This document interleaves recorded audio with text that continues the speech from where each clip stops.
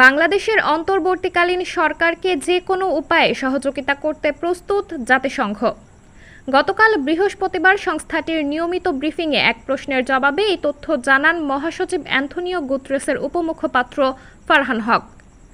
তাকে প্রশ্ন করা হয়, জাতিসংঘের মহাসচিব বাংলাদেশের অন্তর্বর্তীকালীন সরকারের প্রধান উপদেষ্টা ডক্টর মোহাম্মদ ইউনূসের সঙ্গে কথা বলেছেন কিনা বা তাকে অভিনন্দন জানিয়েছেন কিনা। জবাবে জাতিসংঘ মহাসচিবের উপমুখপাত্র বলেন, তিনি ডক্টর ইউনূসের সঙ্গে কথা বলেননি।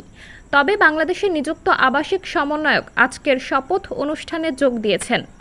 ক্ষমতা হস্তান্তরের প্রক্রিয়া যেন শান্তিপূর্ণ হয় তা নিশ্চিত করতে তিনি ও কান্ট্রি টিম সক্রিয় রয়েছে।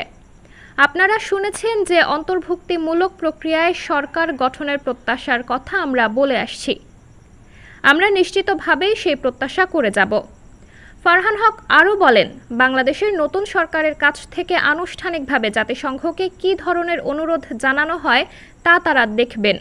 তিনি বলেন, বাংলাদেশের সরকার ও জনগণ যে ধরনের সহযোগিতা প্রয়োজন বলে মনে করবে, আমরা অবশ্যই যে কোনো উপায়ে তাদের সহযোগিতা করতে প্রস্তুত আছি।